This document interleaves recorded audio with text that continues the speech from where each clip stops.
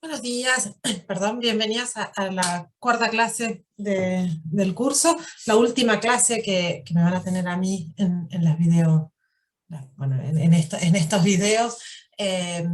Con esta clase cerramos la unidad 2, luego terminamos de definir algunas viñetas respecto de las nociones de cuidado, descentrándolos o enfocándolos en particular en lo que son los cuidados en relación con las masculinidades y las paternidades, y en la clase de hoy lo que vamos a dar es los cuidados en relación con las infancias.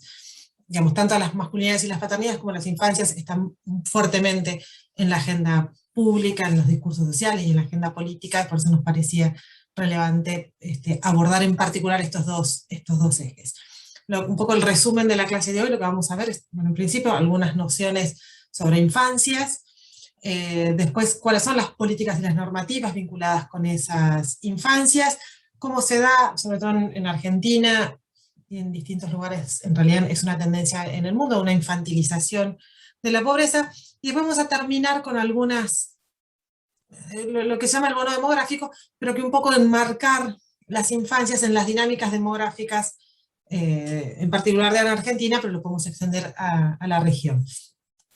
Para ver también cuáles son las presiones en tanto grupo poblacional que ejerce sobre los discursos y políticos y los discursos sociales y las políticas públicas. Entonces, como verán, en principio no se habla de infancia, al igual que masculinidades, al igual que feminidades, un poco en sintonía con lo que venimos viendo en las otras clases. No vamos a hablar de infancia, sino de infancias, porque bueno, digamos, los modos de vivir estas etapas de las vidas digamos, son muy disímiles. Entra también en juego esta noción de lo interseccional, entra el género, articular con las infancias, entra articular también la pertenencia a los grupos sociales, el acceso a los bienes y los servicios, el acceso al bienestar en general, y así también el acceso al cuidado, ya sea por parte del Estado, ¿se acuerdan el diamante de cuidado? Ya sea por parte del Estado, por parte de la comunidad o por parte de la familia. Recordemos que en Argentina la impronta de la familia en el cuidado de las infancias y otras dependencias en particular es muy fuerte. Ya lo habíamos visto un poco en algunas clases anteriores. Entonces, bueno, de esta manera, por eso es que se plantea la noción de que estamos trabajando con infancias y no con infancia. Entonces, bueno, un poco uno de los consensos en torno al abordaje de las infancias está en que se tenga que plantear en términos de derechos, en lo que se llama el enfoque de derechos. Este enfoque de derechos, un poco a lo que se enfrenta es a la noción del enfoque de las necesidades, y a plantear un poco que en las infancias lo que se trata es de tratar de satisfacer ciertas necesidades a partir de, bueno, o la buena voluntad, o el voluntariado, o el grupo familiar, sino el enfoque de derecho lo que trata de plantear es decir, bueno, hay una responsabilidad pública, política, moral y legal respecto de generar o de poder proveer bienestar a las infancias, que no se trata solo de tratar de buscar modos de satisfacer necesidades, sino de enmarcarlo dentro de justamente un marco político, pero que también tiene arraigos en los discursos, en las nociones y en la moralidad de la población, en un marco legal, ¿sí? Basado justamente en estos derechos legales que generen digamos, que garanticen la justicia, la igualdad y la libertad para todas las infancias. Cuando digo para todas las infancias, considerando las particularidades y toda la diversidad de infancias que están presentes en nuestra sociedad. En este enfoque de derechos, el Estado sería el garante de todas aquellas condiciones necesarias para que tanto los niños y las niñas como las familias, o sea, que, digamos, las familias que deben proveer ese bienestar, puedan gozar, obviamente, de todos esos derechos de los cuales son titulares, que vamos a mencionar algunos.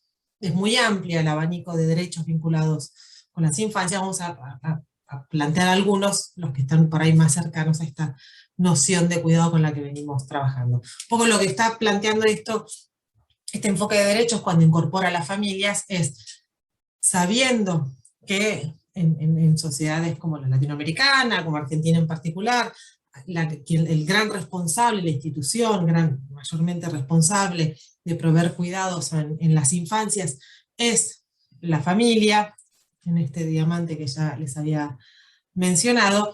Y si recordamos las precondiciones de cuidado que habíamos visto en clases anteriores, este enfoque de derechos lo que también está incorporando es brindar a las familias todas esas precondiciones para que se pueda llevar el cuidado.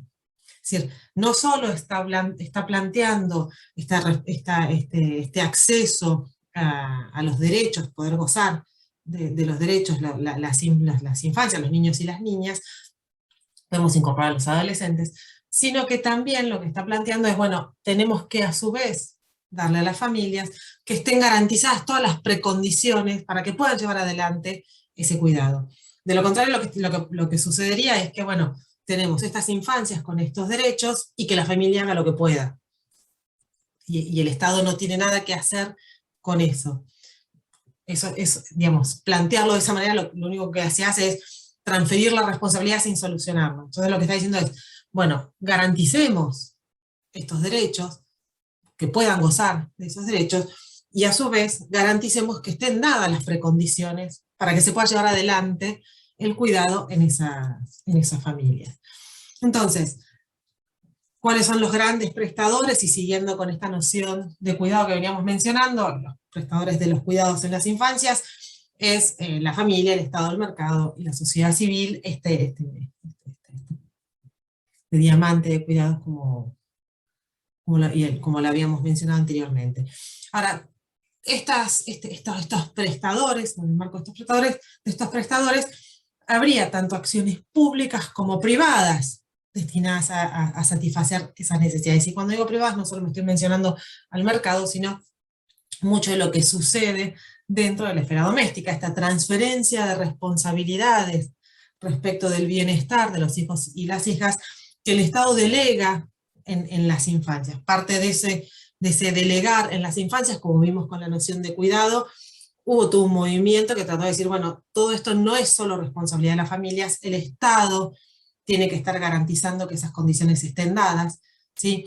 Cuando el Estado no satisface esas condiciones, ahí también entra a jugar el mercado y la sociedad civil. En ese cuadro es que se llevan adelante los cuidados en las infancias. Entonces, cuando lo pensamos en relación con los cuidados en las infancias, lo que uno tiene que lograr articular, o el desafío de las políticas públicas, de los programas, y en la academia pasa lo mismo, es poder generar un enfoque que permita dialogar, como esto que pongo, de perspectivas complementarias. Por un lado, los derechos de los niños, por el otro lado, la igualdad de género y todo lo que habíamos hablado, la sobrecarga de las mujeres, la posibilidad de las mujeres de poder participar en el mercado de trabajo, incorporar a las identidades masculinas en las acciones de cuidado, el acceso a la toma de decisiones, bueno, todo lo que venimos ya mencionando en relación con la igualdad de cuidados, y también una política social inclusiva, es decir, que todos los sectores de la población tengan el acceso y que tengan la posibilidad de tener este acceso o que estén dadas las precondiciones para que se puedan llevar adelante los cuidados y que no sea a través de un recurso monetario que yo pueda satisfacer parte de esas necesidades de cuidado. Entonces, que estén los derechos de los niños, la igualdad de género y a su vez las políticas sociales inclusivas para toda la sociedad.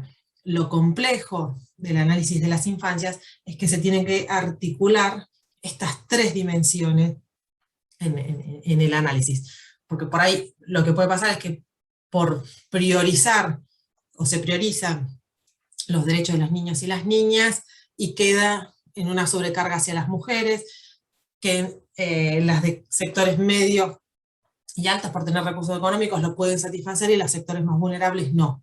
Entonces se genera que las mujeres vulnerables no pueden acceder, no pueden llevar adelante esas expectativas de cuidado, lo cual las sobrecarga y tampoco les dificulta, por ejemplo, la participación en el mercado de trabajo o la toma de decisiones, o les genera nuevas vulnerabilidades, y ni tampoco están garantizados si no se dan esas dos otras cuestiones, los derechos de las niñas y las niñas a ser cuidados. Entonces, los cuidados en la infancia va a estar regulada tanto por la legislación laboral como a todas aquellas, digamos, regulada por la legislación laboral vinculada al aumento de la participación de la mujer en el mercado de trabajo, y por el otro lado, esta dinámica lo que va a tener en consideración muy específicamente es el desarrollo, ¿sí?, y el crecimiento de los niños y las niñas, y todas aquellas situaciones o todas aquellas cuestiones que afectan ese normal, podríamos llamar, desarrollo y crecimiento de los niños y las niñas. ¿Qué estoy diciendo con este segundo punto? Las infancias son un momento clave en el desarrollo y en el crecimiento del ser humano, es cuando se terminan de desarrollar desde el ENSEF, desde el cerebro, se termina de desarrollar el crecimiento, es decir, hay todo un desarrollo que es físico, que es emocional, que es cognitivo y que es social, que está muy fuerte y que está, digamos, en un proceso de desarrollo y crecimiento durante las infancias, con lo cual lo que hay que garantizar es que durante ese periodo se puedan desarrollar las máximas potencialidades de los niños y las niñas. Entonces, esta organización del cuidado y la especificidad que adoptan las infancias es que es un momento muy crítico de la vida del ser humano, por una cuestión propia de su desarrollo y su crecimiento, pero que a su vez se enmarca en dinámicas sociales más complejas, ¿sí? No es solo que se crece y se desarrolla, sino que ese crecimiento y ese desarrollo muy particular del humano se enmarca en dinámicas sociales, políticas y económicas específicas. En el caso del acceso a los cuidados, como veníamos viendo, es todo el marco legal que garantice el acceso a los derechos, al cuidado, a los derechos en general de las infancias, en particular en los que nos convoca acá el derecho al acceso al cuidado, y que a su vez vemos que en este marco del acceso a estos derechos de las infancias empiezan a articularse con los derechos y la igualdad de género y los derechos de las mujeres, y por el otro lado las desigualdades sociales y económicas que están moldeando nuestras sociedades. Entonces, tenemos por un lado todo ese marco legal, todo ese contexto social, político y económico, en un momento de la vida muy particular, que es el desarrollo, el crecimiento, o cuando ese momento de la vida, cuando se genera ese desarrollo y crecimiento, tanto físico, cognitivo, emocional y social. El ejemplo más claro es, bueno, cómo podemos empezar a pensar por un lado, estos derechos de los niños y las niñas a poder maximizar su potencial de crecimiento y desarrollo, y por el otro lado, cómo hacemos para, en términos de regulación, las normativas legales, para poder articular el acceso de las mujeres al mercado de trabajo. Es decir, este aumento constante de la inserción femenina en el mercado de trabajo, como obliga a repensar de alguna manera las leyes laborales para que no entren en tensión con estas necesidades propias de este momento específico que son las infancias. Uno podría hacer, como veníamos mencionando en la clase pasada, la incorporación de las identidades masculinas, de los padres, en las lógicas de crianza, en una participación mucho más activa. Eso podría ser, se podrían pensar, como en otros lugares del mundo, jornadas en donde se pueda articular con mayor facilidad las acciones, conciliar la participación en el mercado de trabajo con las acciones de cuidado. Pero el desafío, independientemente de los ejemplos específicos en cada uno de los países que van a ir cambiando a lo largo del tiempo, esto es muy dinámico, lo importante es empezar a considerar que este momento específico se enmarca dentro de estas dinámicas, y estas dinámicas a su vez están moldeadas por leyes. El Estado está presente no solo brindando programas y políticas sociales o políticas públicas, sino, digamos, construyendo o atribuyendo ese marco legal más general en el cual se insertan, por ejemplo, las mujeres en el mercado de trabajo. La infantilización, esto es en relación a, hasta acá es en relación a estas nociones de infancias y desde dónde vamos a abordar, de dónde estamos pensando este análisis de las infancias en relación con los cuidados. Un poco este énfasis del análisis de los derechos está en relación íntima con un fenómeno que viene dándose desde hace ya un par de décadas, que es este proceso de infantilización de la pobreza. Infantilización de la pobreza es que dentro de los sectores pobres hay un gran porcentaje que son niños y niñas. Esta infantilización de la pobreza, es decir, se vincula estrechamente con características demográficas de los hogares pobres, ¿sí? En donde hay una presencia de niños y niñas que es mayor respecto de lo que es el conjunto de la población. Entonces, ahí es donde uno tendría que poner, el Estado debería estar garantizando que esos niños y esas niñas puedan tener un crecimiento y un desarrollo y maximizar su potencial de crecimiento y de desarrollo. Entonces, esta infantilización de la pobreza que tiene por detrás una discusión mayor, y es acerca de la fecundidad y cómo se dan los procesos de fecundidad en Argentina. Por eso es que traje al final de la clase, voy a traer a colación esta noción del bono demográfico y un poco el esquema demográfico de Argentina. Porque cuando hablo de infantilización de la pobreza, y cuando uno plantea esto de que, bueno, hay una mayor cantidad, digamos, hay una presencia de niños y niñas mayor en el conjunto de la población que corresponde a los sectores pobres de nuestra población, no estamos planteando de esta manera, en donde, bueno, la fecundidad en Argentina está planteada en relación a, bueno, hace falta entonces disminuir la fecundidad, ¿sí? Es decir, lo que está también en juego cuando se da este proceso de infantilización de la pobreza, cuando uno ve al país en general, es decir, bueno, ok, Argentina, por decirlo de alguna manera, sistemáticamente viene disminuyendo la cantidad de niños y de niñas a lo largo por ejemplo, de su siglo XX y este pedazo del siglo XXI. Hay una sistemática reducción en la cantidad de niños y niñas. Esta reducción de niños y niñas va a impactar a futuro en lo que vamos a ver que se llama el bono demográfico. Entonces, el punto no sería, la primera solución no sería, bueno, entonces que no haya disminuir la cantidad de niños y niñas en los sectores más vulnerables, y de esa manera se podría solucionar la infantilización de la pobreza. Esa infantilización de la pobreza está en relación al conjunto de la población, a la cantidad de infancias que hay, digamos, en nuestras sociedades, y cómo en realidad vienen disminuyendo sistemáticamente los niños y las niñas en nuestro país. Eso lo voy a dejar enunciado así, lo vamos a ver con más claridad cuando lleguemos a la filmina de bono demográfico. El punto es, ¿hasta cuándo se pueden reducir entonces las infancias, la cantidad de niños y niñas?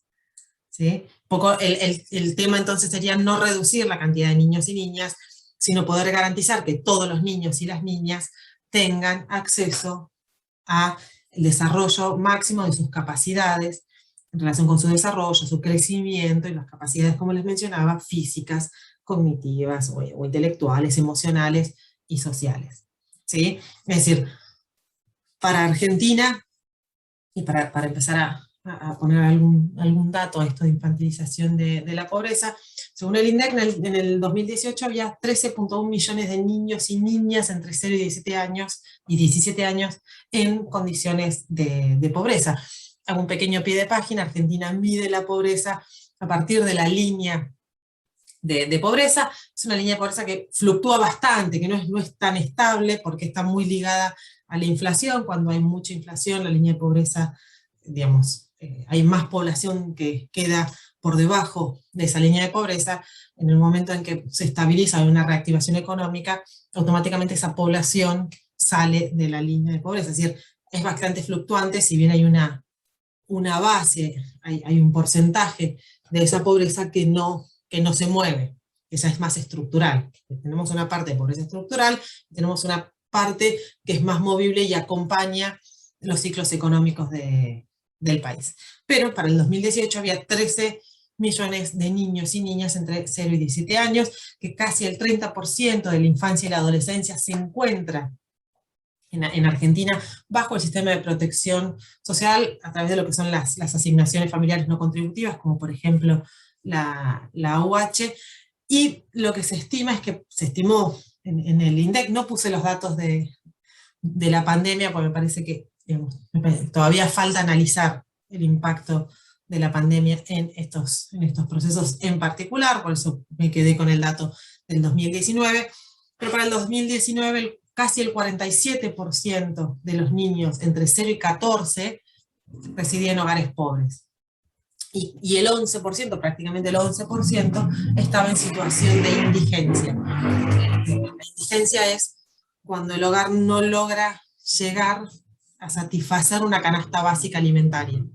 Y la pobreza es cuando no alcanza a satisfacer no solo la canasta básica alimentaria, sino la canasta básica total. Es decir, pero tenemos casi 1 de cada 2 niños y niñas en el 2019 de 0 a 14 años que estaba por debajo de la línea de pobreza. Este 46,8 incluye al 10,9 de indigencia. ¿Sí? Tendríamos la línea de pobreza, y por debajo de esa línea de pobreza la línea de indigencia, ¿vale? La pobreza incluye a la indigencia. Es decir, hay una fuerte presencia, un fuerte componente de las infancias en la pobreza, y hay mucha pobreza en las infancias. ¿Sí? Casi uno de cada 2 niños es pobre en Argentina. Ahora, ¿a qué nos referimos y cuáles serían el impacto específico de la pobreza infantil? ¿A qué nos referimos? ¿Cuál es la particularidad que adopta la pobreza infantil y qué es lo que se debería garantizar a los niños y las niñas para que gocen de los derechos y que puedan maximizar su potencial y su desarrollo y su crecimiento? En primer lugar es la alimentación. Eso es el principal, digamos, poder alimentar a estas infancias.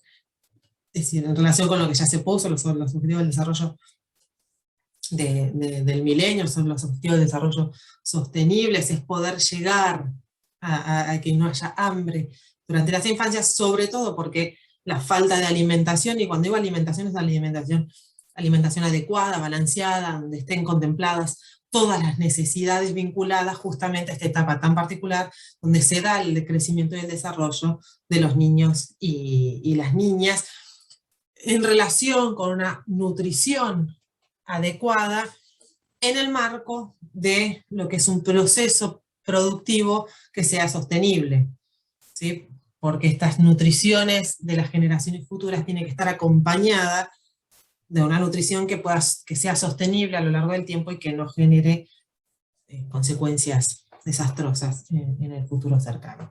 Así que el primer punto a abordar en relación con la pobreza infantil es la alimentación, el garantizar el acceso a una alimentación que contemple una nutrición adecuada de acuerdo a este momento de la vida tan particular. El segundo es el acceso al agua. ¿Sí? Tenemos el acceso que son como los básicos, el acceso a la alimentación y a una nutrición adecuada, y el acceso al agua, un agua segura, un agua potable, ¿sí? Porque el agua está comprobado que tiene una estrechísima relación con lo que es la morbimortalidad infantil. Morbimortalidad es que incluye tanto las enfermedades como la mortalidad. La morbilidad da cuenta de los padecimientos y las enfermedades, y la mortalidad de las muertes. Tanto las enfermedades como las muertes están en estrecha relación con el acceso al agua segura. ¿Sí? En el marco, a su vez, el agua segura en el marco de una ley, en el marco de un hábitat saludable, y esto está dentro de la ley 26061, ¿sí? Que es de los niños, las niñas y los adolescentes. ¿Sí? Ese sería el segundo punto. El tercer punto a considerar en relación con la pobreza infantil es la vivienda, es decir, que no se dé el hacinamiento, ¿sí? Que haya un derecho a la privacidad y a la intimidad, ¿sí? De los niños y las niñas, que en el marco de esa vivienda pueda darse estos procesos de socialización y de educación. Es decir, que se dé un derecho al acceso a la vivienda digna, este es el artículo 14 bis de Argentina, que está ratificado y reconocido por la Declaración Universal de los Derechos Humanos. Todas las personas tienen derecho a una vivienda digna, y cuando decimos vivienda digna, da cuenta de las características edilicias, digamos, la construcción propia, las características constructivas propias de la vivienda, pero a su vez se vincula con esto que decíamos, el derecho a la privacidad, a la intimidad y a la socialización en el marco de esa vivienda. El cuarto punto es el acceso a la salud. Básico, el acceso a los controles periódicos del niño sano como indicador para poder detectar de modo temprano padecimientos, trastornos u afecciones de manera temprana, para poder justamente que el sistema de salud pueda abordar esa enfermedad, ese trastorno o ese padecimiento y poder resolverlo de modo temprano y no llegar cuando ya es tarde, cuando ya las consecuencias de ese padecimiento son irreversibles. Ahora, este acceso a la salud implica, digamos, para que eso suceda, los controles de lo que se llama el control del niño sano, también lo que es el garantizar las vacunas a todas las infancias, que eso también está contemplado dentro de la ley 26061, que es el acceso de todas las infancias a los servicios de salud. Y finalmente, el quinto punto relevante para abordar la pobreza infantil es la información. Que esto es bastante, digamos, después de estos últimos años, creo que ha cobrado como muchísima más relevancia, pero ya se viene planteando desde hace varios años que el acceso a la información es un derecho básico, sobre todo en los últimos años, aquello vinculado con la tecnología. ¿Por qué? Porque sabemos que gran parte de la información llega a nuestros hogares a través de la tecnología, entonces lo que tenemos que suponer son hogares con la suficiente tecnología para permitir nutrirse, ¿sí? Tanto a los niños y las niñas como a los adultos a cargo, los recursos de información y formación, ¿sí? Que no solo está asociado al divertimento, a la socialización, sino también a lo que es una estimulación emocional, a lo que es el desarrollo de capacidades intelectuales, el acceso a los servicios educativos. Todo ese acceso a la información, que es básica, implica el uso de tecnologías, ¿sí?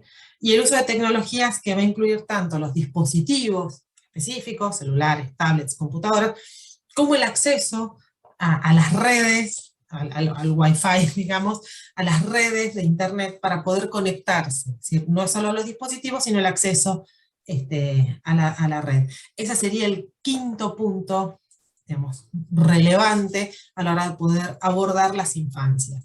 ¿Sí? Es decir, tiene que un niño y una niña, los niños y las niñas tienen que nutrirse de manera adecuada y de acuerdo a esta etapa específica de su vida, tienen que tener un acceso al agua, a un agua segura, tienen que estar en el marco una vivienda digna, que esta vivienda digna va a incluir tanto las características edilicias como esas características edilicias pueden garantizar la intimidad, ¿sí? Pueden garantizar la socialización, ¿sí? Y la privacidad de estos niños y las niñas. En cuarto lugar, el acceso a la salud.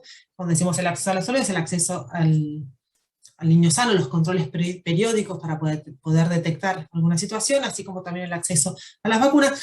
Y el quinto punto es el acceso a la información. El acceso a la información, tanto de los niños y las niñas como de los padres, que va a incluir los dispositivos y el acceso a las redes, porque gran parte de sus procesos de formación y de socialización están atravesados por estas tecnologías. Entonces hace falta el desarrollo de estas habilidades digitales. Este acceso a la información está en la Convención de los Derechos del Niño y la Niña, y también está contemplada en la Ley 26061 de nuestro país, que lo que garantiza es el derecho a la libertad, tanto de expresión como de información, de acceso a la información. Entonces, la infantilización de la pobreza, y cuando hablamos de la infantilización de la pobreza, lo que estamos también dando cuenta que estos 5 puntos que les acabo de mencionar, están en jaque. Hay alguna de todos estos 5 puntos que conforman este acceso a los cuidados en las infancias y que están atravesadas por las desigualdades sociales, marcadas por este proceso de infantilización de la pobreza, donde vimos que casi el 50% de los menores de 14 años en Argentina para el 2019 estaba en condiciones de pobreza, y estas condiciones de pobreza sobre todo se identifican estos 5 puntos como los más relevantes en relación con las infancias. ¿Por qué se dan? ¿Y cuál es la particularidad a su vez que tiene el marco de las infancias? Es que lo que va a marcar el no acceso a estos 5 puntos va a alterar las condiciones de partida, digamos, del desarrollo futuro de estos niños y estas niñas. Es decir, es como si partiéramos de una carrera y algunos partieran en el 0 y otros partieran en el -10. Lo que tenemos que garantizar es que todos los niños y las niñas arranquen su carrera en el mismo nivel, que todos arranquen de 0 y no que algunos arranquen de -10 y otros arranquen en +5. ¿Sí? Entonces, de esta manera es tratar de combatir la desigualdad en las infancias propia de la desigualdad social en el cual se desarrollan esos hogares. No es que hay una desigualdad, si bien tiene particularidades en la infancia, pero esa desigualdad está en vinculación con una desigualdad social mucho mayor, que es la distribución de riquezas, el acceso a los bienes y los servicios, que es desigual en nuestras sociedades. Entonces, la inversión en mi infancia, sobre todo en este momento de poder igualar las condiciones de partida en esta primera infancia, ¿sí?, tiene un impacto mucho más fuerte respecto del resto de las etapas de la vida. Por eso la primera infancia, no solo la infancia, sino la primera infancia de los primeros 5 o 6 años de vida, es fundamental para poder garantizar que estén desarrolladas. Es el momento donde máximo desarrollo neuronal, neurológico, se da en las personas, el desarrollo de muchas de las capacidades asociadas a este desarrollo de todo el sistema nervioso. Tiene que garantizarse, para poder garantizarse las condiciones de igualdad y de partida de estos niños y estas niñas, que va a moldear y que va de alguna forma a condicionar las etapas subsiguientes de la vida. Se pueden generar situaciones que reviertan estas desigualdades en estos primeros años de vida, pero lo esperable es poder, perdón, poder plantear una igualdad de condiciones para salir. Esa igualdad de condiciones tiene que estar enmarcada, como lo que decía al principio, en el marco de un enfoque de derechos. ¿Sí? Y este enfoque de derechos, lo que también plantea, es que la infancia, como categoría conceptual, y las infancias en general, dejen de ser una categoría pasiva, dependiendo de la familia, sino que se empiece a pensar a las infancias, la infancia en general, como un sujeto, los niños y las niñas como sujetos de derechos, ellos en sí mismas. ¿Sí? Es decir, este enfoque de derechos y el plantear este acceso a los cuidados, no como algo que, bueno, satisfago las necesidades porque tengo buena voluntad y lo quiero hacer, y porque en el marco de la familia lo hacemos así, porque bueno, la moral nos indica que lo podemos hacer así, sino correrlo de ese esquema y pasarlo a un esquema de enfoque de derechos. No solo involucra al Estado, como esto que les mencionaba anteriormente, sino que a su vez lo que garantiza, lo que genera es pensar a los niños y las niñas como sujetos de derechos, y no como entes pasivos, ¿sí?, que tienen que recibir de lo que las familias les puedan brindar en estas dependencias a las familias, ¿sí? Entonces, ese es el cambio entre lo que es el enfoque de las necesidades y el enfoque de los derechos, y la relación con la participación del Estado, ¿sí? Y para garantizar el acceso a esos derechos en este momento tan crucial, que es la infancia, muy en particular el momento de la primera infancia. Entonces, en relación con estas infancias, ¿cuáles son las políticas en relación, y las políticas vinculadas específicamente? Hay un montón de políticas de infancias vinculadas a las infancias. Me voy a centrar más en particular en aquellas vinculadas al cuidado. Entonces, ¿por qué es importante legislar sobre los cuidados en las infancias? ¿Cuál es el punto? Bueno, lo primero que podríamos decir es, bueno, con todo lo que venimos viendo de cuidados, y a sabiendas que en las infancias es un momento muy particular de las vidas, uno diría, bueno, hay que garantizar, ¿sí? Que eso se cumpla. Ahora, que se den esos cuidados para poder, y ese acceso al bienestar para poder, esto les decía, maximizar las potencialidades de los niños y las niñas. Pero si bien se tiene que dar es este doble juego, por un lado, en la forma de organización del cuidado en nuestras sociedades, es la familia la institución principal en llevar adelante estas acciones de cuidados en los niños y las niñas, y cuando decimos la familia, sabemos, en relación con esta categoría de cuidado, que estamos hablando principalmente de las mujeres, ¿sí? Entonces, lo primero que hay que desentramar en esto de pensar, bueno, cuál sería el valor de legislar sobre el cuidado de las infancias, es en principio el responsabilizar y al poner a los padres y las madres en responsables, ¿sí?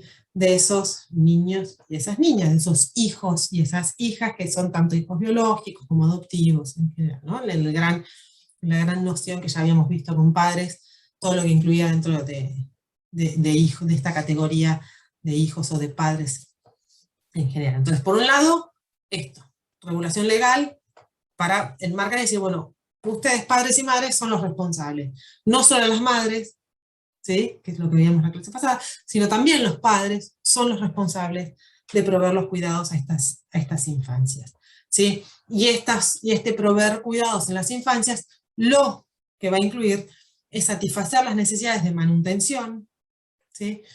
De educación, de salud, de vivienda y vestimenta. Y acá podemos agregar, le veíamos en la filmina anterior, que me olvidé, la información, ¿sí? Bueno, tiene que garantizar que eso suceda, ¿sí? Esto implica acciones de cuidado, y como mencionábamos en las clases anteriores, estas acciones de cuidado implican tiempo e implican recursos. En el caso en que los recursos no estén disponibles por las desigualdades propias de nuestra sociedad, la desigualdad de acceso a los recursos y a los bienes de nuestras sociedades, el Estado tiene que garantizar ese acceso a esas precondiciones de cuidado, a esos recursos para que se lleve adelante el cuidado, para que los padres y las madres puedan ejercer estas acciones de cuidado y cumplir con las responsabilidades legales, ¿sí? Respecto de lo que es cuidar a sus hijos y a sus hijas, ¿sí?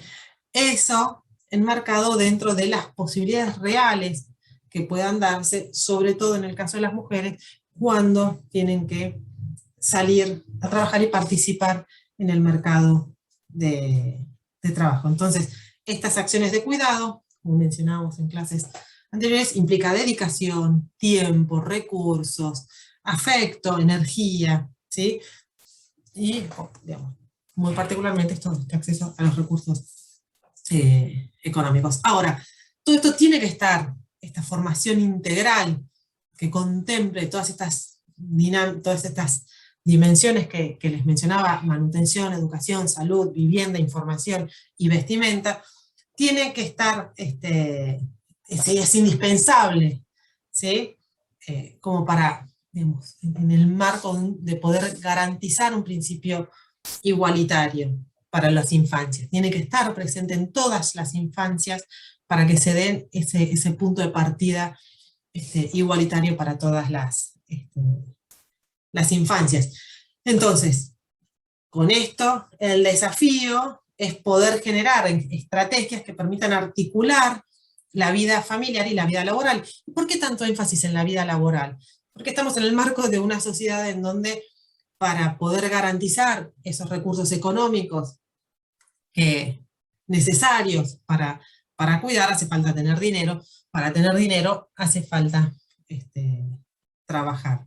Básicamente, digamos, el Estado puede, en el marco de las desigualdades de la participación en el mercado de trabajo y la distribución de recursos económicos, puede salir a suplir parte de esas desigualdades, pero gran parte del acceso a los recursos se da a través de recursos monetarios, ¿sí? Entonces, es necesario que en ese marco se puedan encontrar estrategias para articular la vida familiar y la vida laboral, ¿sí? La conciliación en el marco de las familias, de las actividades laborales y de las actividades de cuidado que entran a articularse en esto de la familia, el Estado y el mercado.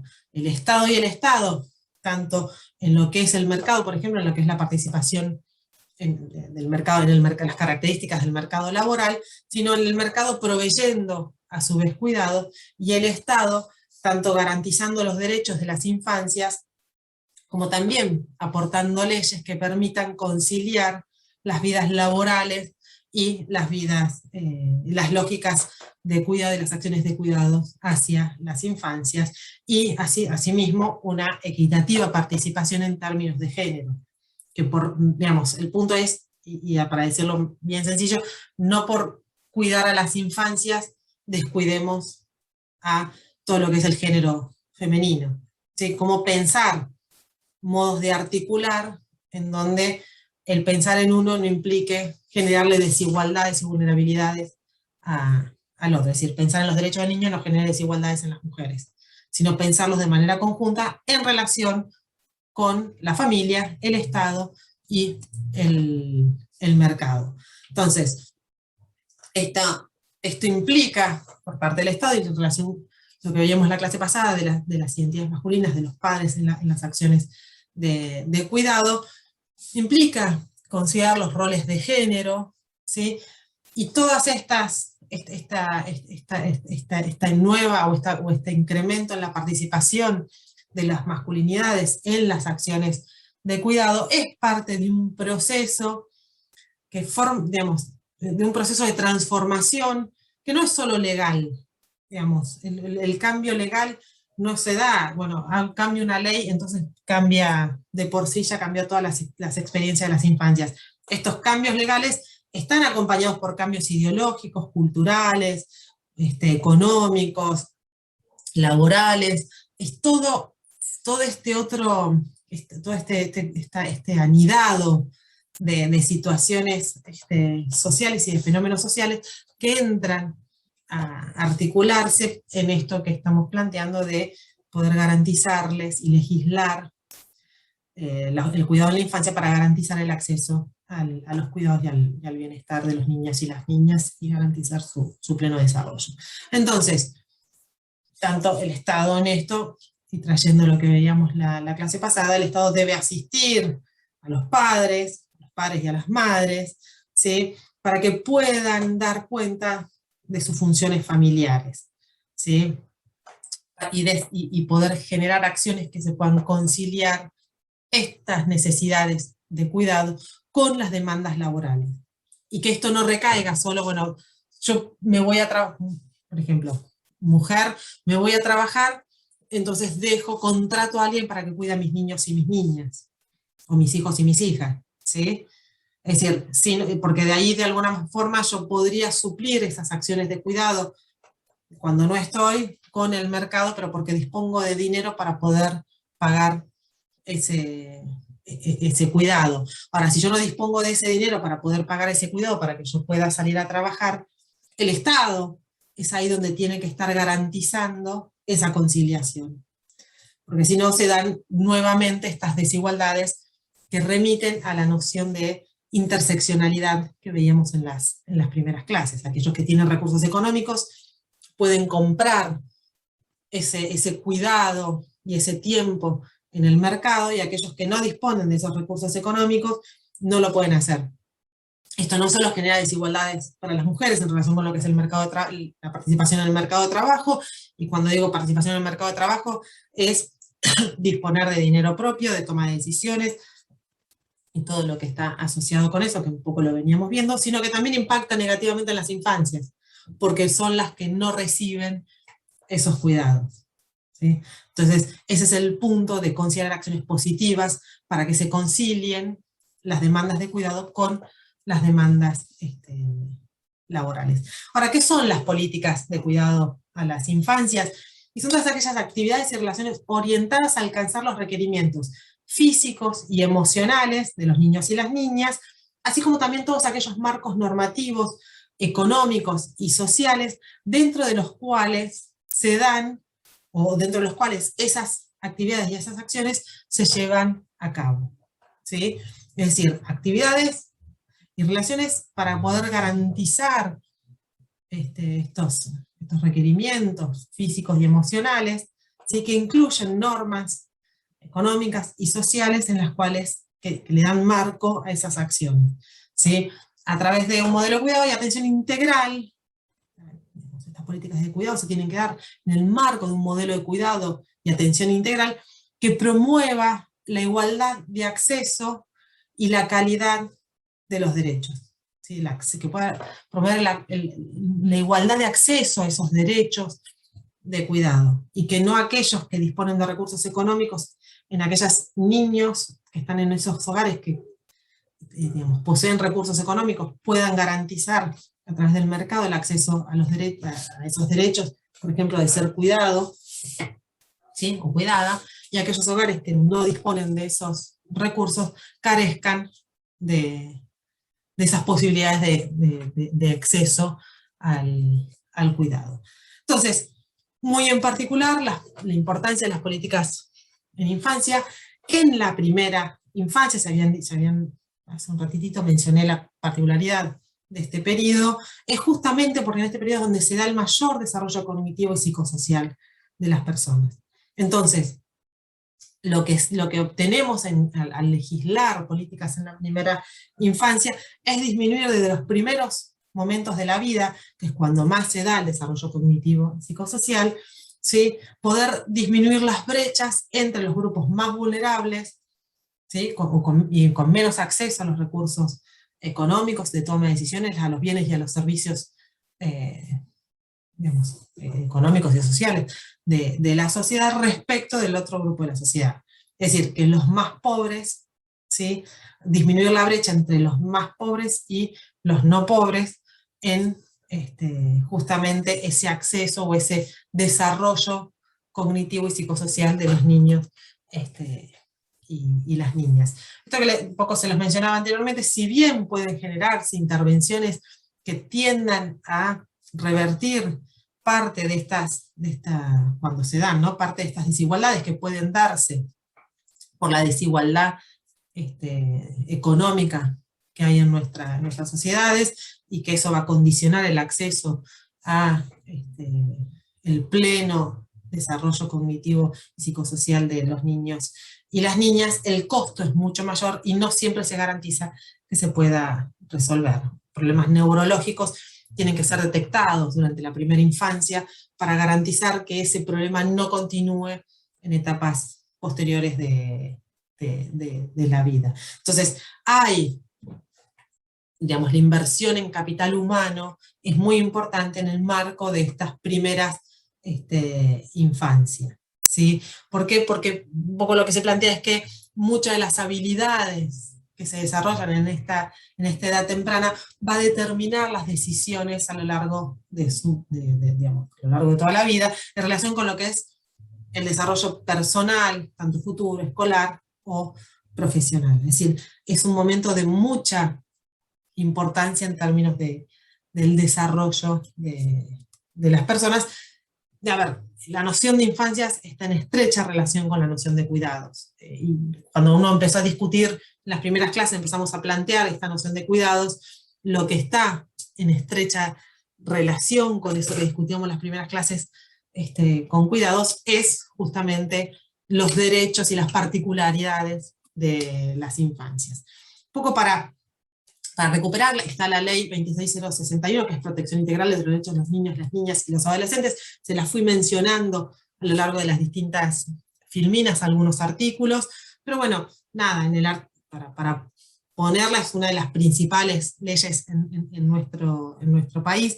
En su artículo 7 lo que señala es justamente la responsabilidad del Estado a través de los distintos organismos para poder dar asistencia a la que las familias puedan asumir adecuadamente las responsabilidades de cuidado para el pleno potencial, para el pleno desarrollo y crecimiento de las capacidades y las potencialidades de los niños y las niñas. Es poder garantizar que el Estado garantice, ¿sí?, las condiciones apropiadas, las precondiciones de cuidado, digamos, para que la familia pueda asumir adecuadamente esa responsabilidad de cuidado. Eso está planteado en esta ley de la protección integral de los derechos de las niñas y las adolescentes en su artículo 7. En el artículo 32 de esta misma ley, lo que plantea es que la política de protección integral de los derechos de las niñas, los niños y los adolescentes debe ser articulada, debe ser implementada, de manera articulada entre la nación, las provincias, los municipios y las ciudades autónomas de Buenos Aires. Es decir, lo que plantea es que es una ley que tiene que estar articulada en los distintos niveles de gobierno, los distintos programas, las distintas políticas en los distintos niveles de gobierno deberían articularse para poder garantizar este acceso a las lógicas de cuidado en el marco de esta protección de los derechos de las niñas y los adolescentes. Entonces, para esto, y pensándolo de manera articulada, se tienen que generar una serie de instituciones, ¿sí? Para eso se crea la Secretaría de la Niñez, el Consejo Federal, la Defensoría de los Derechos de Niños, las Niñas y los Adolescentes. Es decir, es necesario pensar en un entramado interinstitucional, ¿sí?, de distintas instituciones en las que están contemplando estos derechos de las infancias, y a su vez interjurisdiccional. De vuelta, esto estoy diciendo, que tienen que articularse los distintos niveles de gobierno, ¿sí?, y a su vez las distintas instituciones. Si vimos que era el acceso a la salud, a la vivienda, a la alimentación, al agua y a la información, hay muchas instituciones dentro del Estado que van a poder tocar cada una de esas 5 puntos vinculadas a la pobreza infantil, que es donde se tiene que el Estado garantizar el acceso a la alimentación, al agua, a la vivienda, a la salud, a la información y a la educación.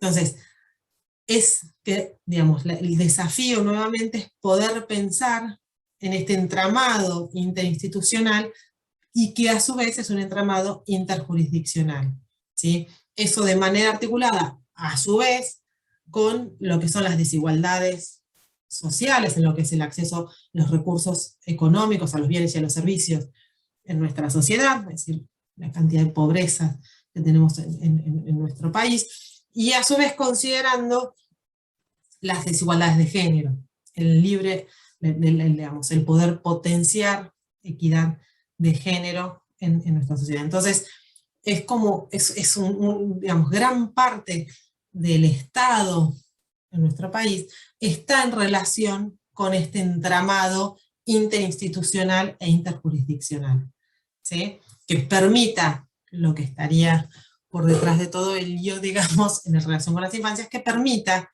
este acceso de las infancias al bienestar y a los cuidados. Entonces, nada, el desafío es empezar a pensar programas y políticas que estén pensadas de manera articulada, ¿sí?, y que no queden como muchos puntos, porque cuando no se piensan de manera articulada, puede suceder que entren en contradicción y que empiecen a chocar distintos programas, políticas o instituciones entre sí. Uno podría ser de género, otro serían las infancias. Si no se piensan de manera articulada, se puede pensar, bueno, pues los derechos de las mujeres van por un lado y los derechos de la infancia van por el otro. No, la idea no es pensarlo así. La idea es que se puedan pensar programas que vayan de modo articulado. Entonces, bueno, una de las instituciones en relación específica con las infancias es la Secretaría Nacional de Niñez, Adolescencia y Familia, que depende en particular del Poder Ejecutivo. Tenemos el Consejo Federal, como les mencionaba, de la niñez, las adolescencias y las familias, y está la figura también del defensor de los derechos de los niños, las niñas y las adolescentes. Son algunas de las instituciones que en nuestro país están presentes.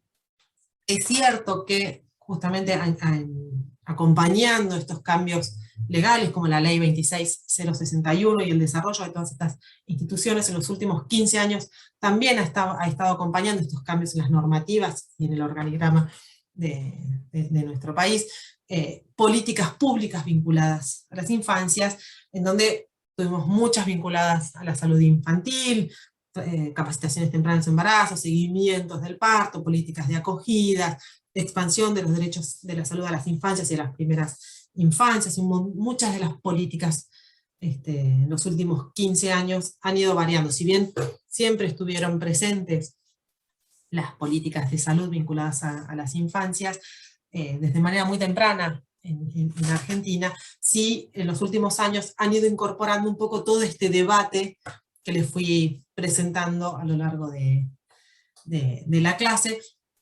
Desde los 2000 se ha dado, un poquito más que hace 15 años ya, pero bueno, desde los 2000 se han dado esta incorporación de las transferencias monetarias condicionadas, todas las políticas de transferencias monetarias condicionadas, que tienen como contraparte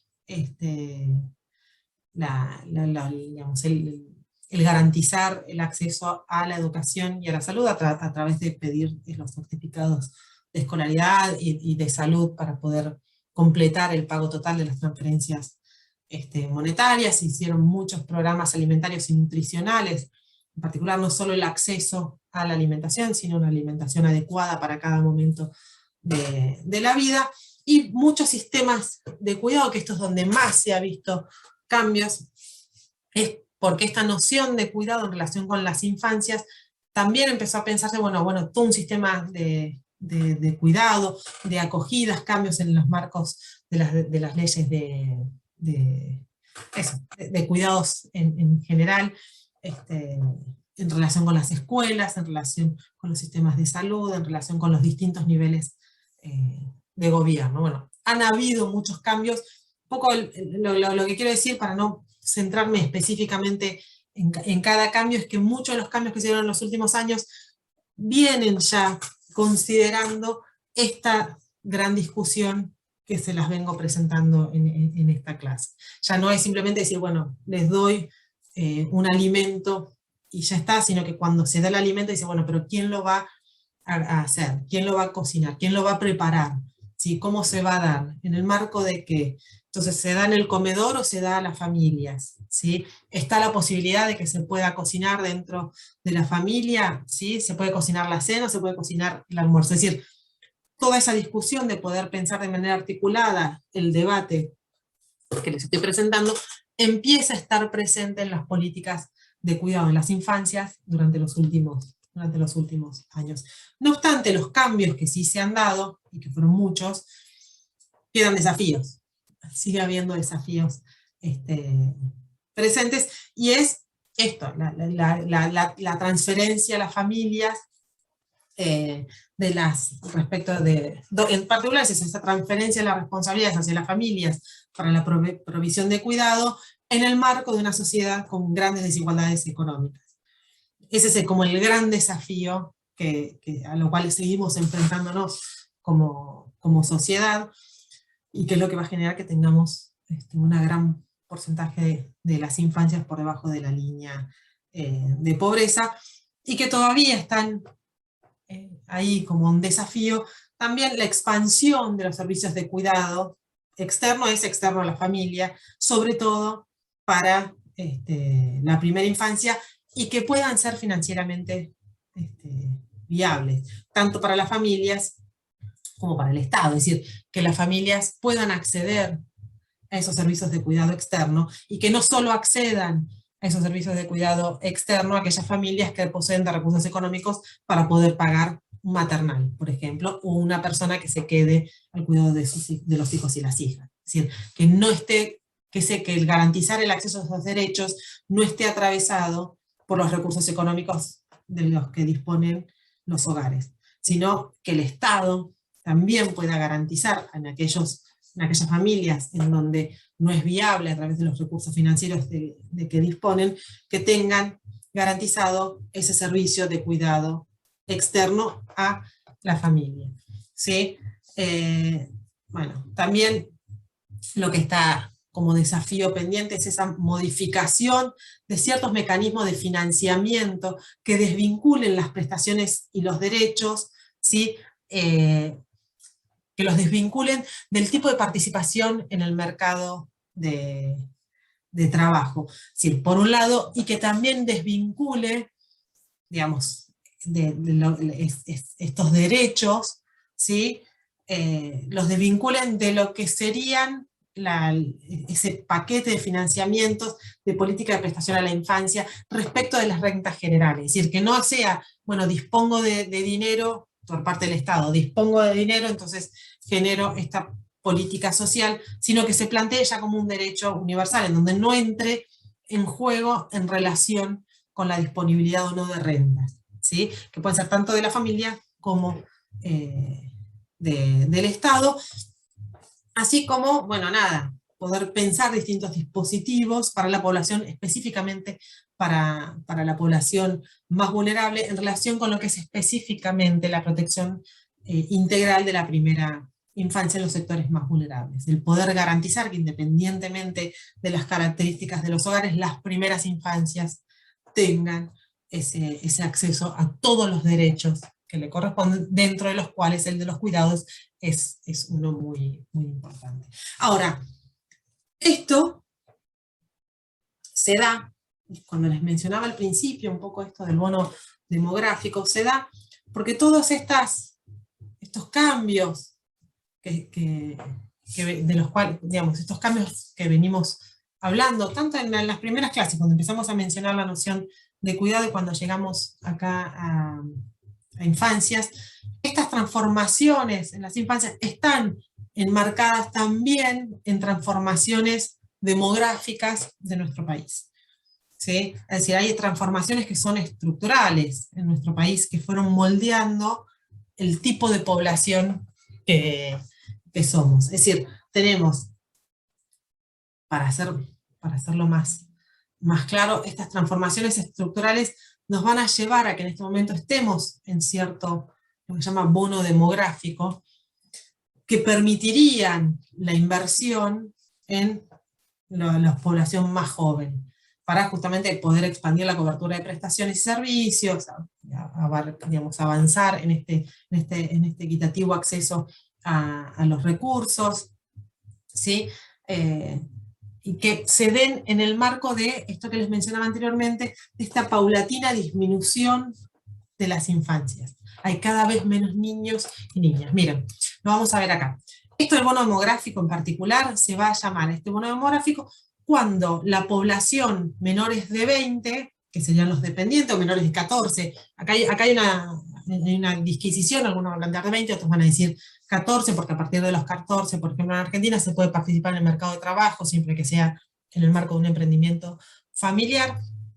Lo que va a decir es que los menores de 14 o de 20 y los mayores de 65, es decir, aquellos que salen del mercado de trabajo, son menos respecto de la cantidad de población que está trabajando.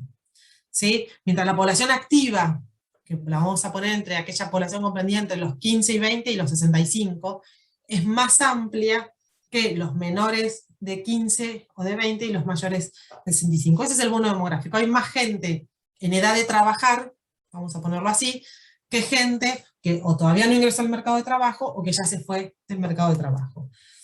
Esta es la tasa de dependencia. La tasa de dependencia es cuando sumo a los menores de 14 con los mayores de 65 y los divido, digamos, por lo que es la población comprendida entre los 15 y los 64. ¿Sí? Esa es la tasa de dependencia. Esta tasa de dependencia ha ido variando a lo largo de Argentina, a lo largo del siglo XX, por poner, ¿no? Vamos a centrarnos en el siglo XX, en este pedazo del siglo XXI, ha ido variando a lo largo del tiempo. ¿Y en qué se vincula esa variación a lo largo del tiempo? Es que hay cada vez menos población infantil, ¿sí? A lo largo ha ido disminuyendo la población infantil y ha ido aumentando la población mayores de 60 o 65 años. Esto no quiere decir que haya mayor cantidad de personas mayores de 60 o 65 respecto de los menores de 15. No, sigue habiendo mayor cantidad de niños y niñas que de adultos mayores.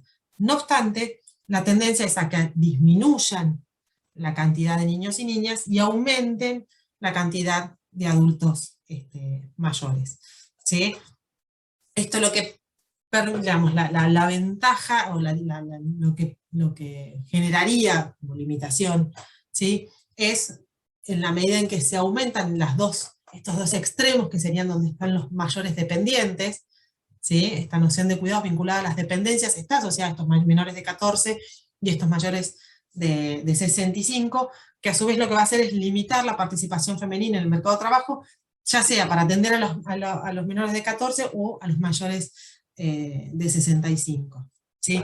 Porque y empieza a complejizar esta salida de los adultos mayores del mercado laboral. Sí, mira, acá está. Lo que nosotros tenemos a lo largo del siglo XX en Argentina es, si ustedes se piensan en sus abuelos, en sus abuelos, en sus bisabuelos o bisabuelas o lo que fuere, ha ido aumentando la esperanza de vida en nuestro país. ¿Sí? De casi 50 años para 1950, creo que 53 años, 52 años para 1950, a un poquito más de 78, bueno, varía por hombres y mujeres, pero vamos a ponernos en 78 años para lo que es el 2020, 76, 78. Bueno, no importa, ha ido aumentando la esperanza de vida. Al aumentar la esperanza de vida, la cantidad de población mayor de 65 o de 60 ha ido incrementándose. ¿Sí? Eso es uno de los fenómenos. Se incrementa la esperanza de vida y se disminuyen las mortalidades. ¿Sí? Por el acceso a la salud, por el acceso por el acceso al agua potable, por el acceso a la alimentación. A lo largo del siglo XX se disminuyó, sobre todo en las primeras décadas del siglo XX, disminuyó la mortalidad y continuó disminuyendo y siguió incrementándose la esperanza de vida. Esto lo que hace es que haya más gente que llegue a tener más de 60 años. Ahora, este fenómeno, que es la línea rosa que ven acá, de la esperanza de vida, viene acompañado por un descenso en la tasa global de fecundidad. La tasa global de fecundidad, para decirlo rápido, sería la cantidad de mujeres, la cantidad de hijos y de hijas que una mujer tendría en términos promedios para cada periodo de la historia, una mujer en edad reproductiva. Es decir, en promedio, cuántos hijos tenían las mujeres en los distintos momentos de la historia. Esa cantidad de hijos ha ido bajando, ¿sí? Ya a partir del 50 estábamos alrededor de los casi 3 hijos, 3,8 por ahí, ¿sí? Y después ya viene bajando sistemáticamente la cantidad de hijos que se tiene. Entonces tenemos un aumento en la esperanza de vida, con lo cual hay un incremento de la población mayor de 60 y una disminución en la tasa de fecundidad, con lo cual hay una disminución de la cantidad de niños y niñas menores de 14. Eso es lo que les mencionaba anteriormente. Si bien sigue siendo mayor la cantidad de niños y niñas respecto de las de mayores de 65, la tendencia es a que en los mayores de 60 esa población se incremente y en los menores de 14 esa población se disminuye. Ese periodo donde hay una baja en la fecundidad, ¿sí? Y que todavía los dependientes de los adultos mayores no son tanto, es decir, si bien va incrementándose los adultos mayores de 65 y disminuyendo los menores de 14, en el medio todavía tengo mucha población económicamente activa, o en edad de participar y de formar parte de la población económicamente activa, que es mayor que los menores de 14 y los mayores de 65. Eso es lo que se llama el bono demográfico. Ahora, ¿cuáles son los desafíos de ese bono demográfico? Y es que, bueno, la participación en el mercado de trabajo tenga que estar enmarcada dentro de, por ejemplo, la ley de contrato de trabajo.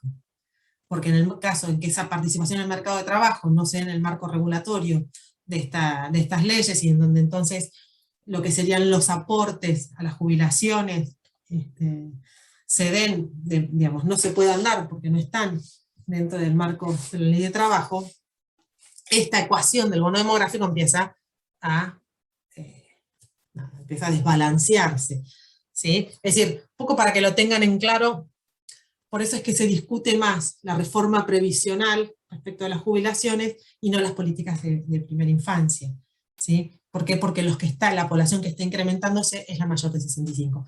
No obstante, en la actualidad, todavía la población que está entre los 15 y los 64 años es mayor en volumen, en cantidad, respecto de los menores de 14 y los mayores de 65. Entonces, hay más gente con posibilidades de trabajar respecto de los dos dependientes, que serían los dos extremos. Ese sería el bono demográfico, que aporta, digamos, tiene un aporte importante en nuestra sociedad, porque permitiría poder invertir, y eso es a lo que quiero llegar con esto del bono demográfico, parece que me fui por las ramas, pero no, permitiría llegar a poder invertir en estas infancias y en estas primeras infancias. Es decir, cada vez es menor la cantidad de población menor de 14, ¿sí? Con lo cual las posibilidades de invertir en capital humano, en poder garantizar el acceso a los recursos, es mayor por parte del Estado. Es decir, esperen que acá a ver si me corro. Acá tenemos una variación del 2001 y del 2010, todavía no tenemos el censo por cuestiones pandémicas, pero los dependientes bajaron un 4% respecto de los 13, casi 14 millones que había en el 2001 a los 14 millones en términos proporcionales. ¿Sí? El índice de dependencia disminuye porque la población en el 2001 no era la misma que la población en el 2010. Entonces hay cada vez menos, si ustedes se fijan, la dependencia potencial, que son los menores de 14, pasa del 62% al 56%. ¿Sí? Es decir, se incrementa la población económicamente activa, ¿sí?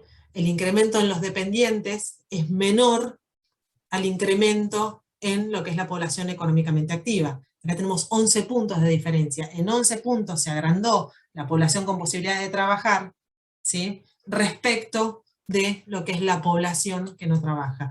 En particular, los menores de 14, que es la dependencia potencial, se disminuyó del 62% al 56%. Y esto impacta en, no sé si se acuerdan o tendrán en mente, estas pirámides demográficas, ¿sí? Que si bien este es el caso de Brasil, Argentina tiene una pirámide muy parecida, donde la tendencia es a pasar de una pirámide donde tendríamos una alta tasa de fecundidad, ¿sí?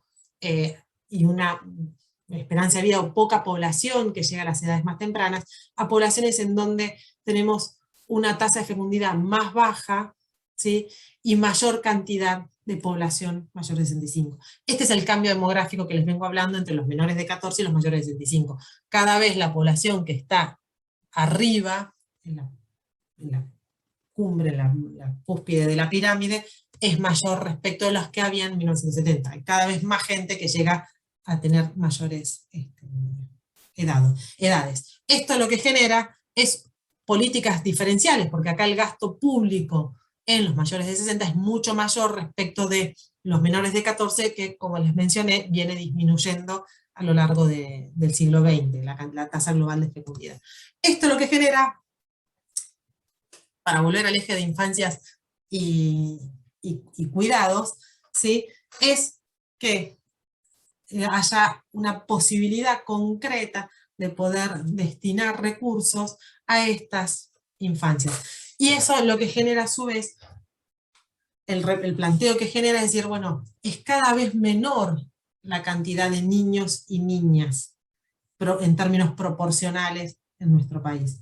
Entonces la solución no es que no se tengan niños y no se tengan hijos o hijas.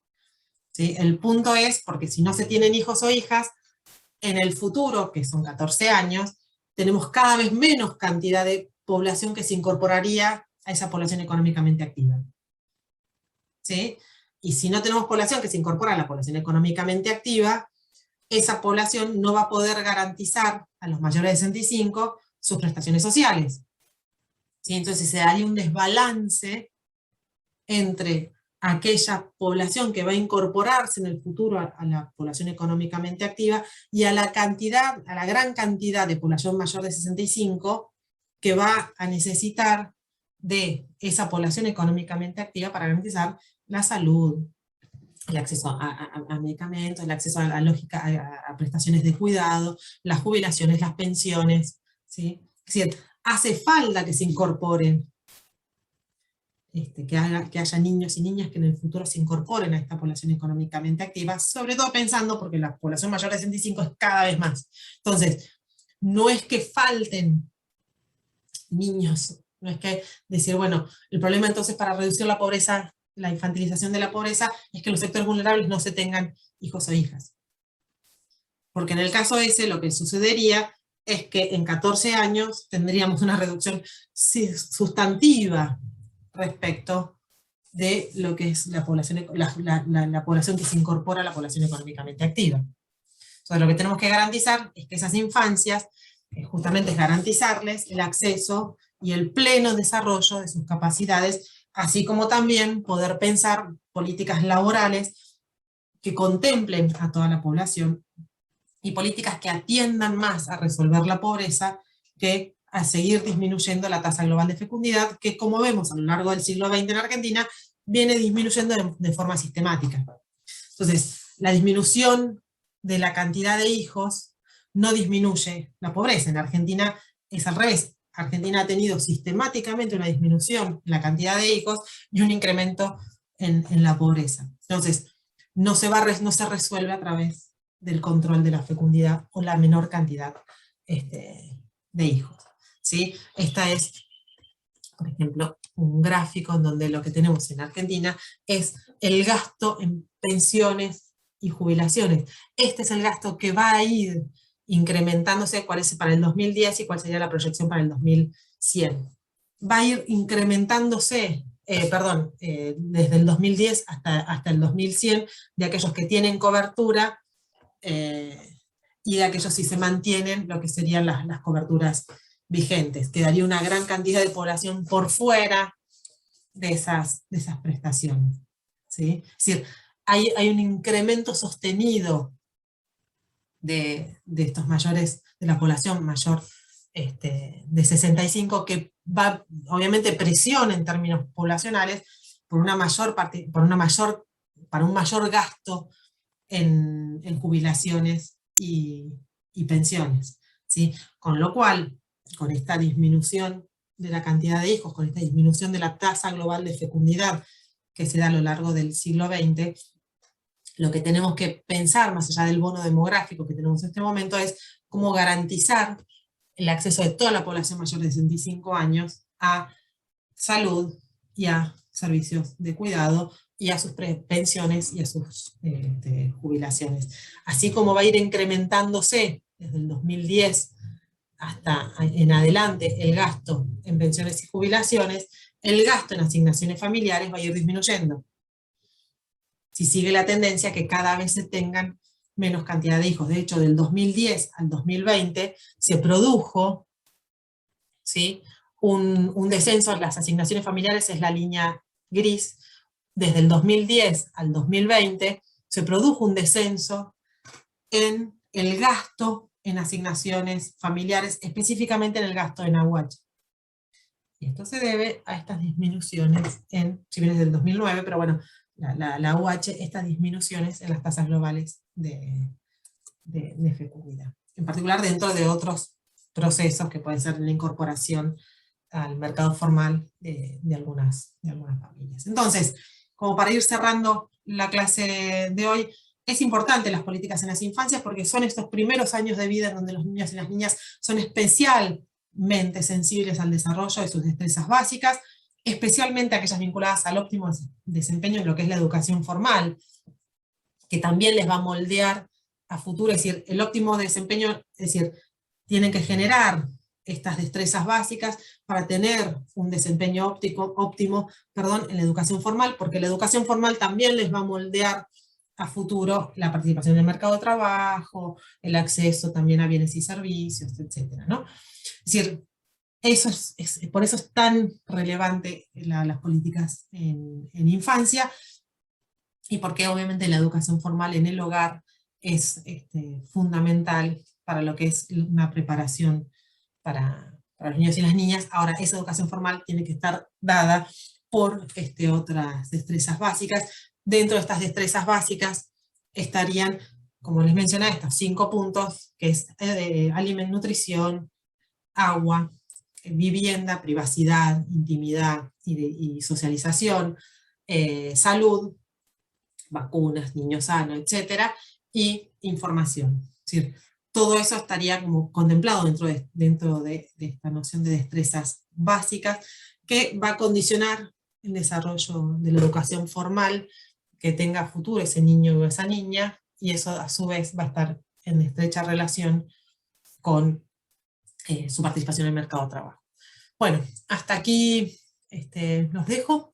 Ya las clases que viene van a estar con el magíster Barani y con la doctora Kuning, hablando de lo que es, particularmente las finanzas, la relación de finanzas, cuidados y Estado, y para lo que son los cuidados en contextos que no son urbanos, sino contextos de ruralidad y las relaciones con el medio ambiente, que va a dar la doctora Kuning. Bueno, nada, estamos en contacto a través de los foros. Hasta luego, que tengan una buena semana.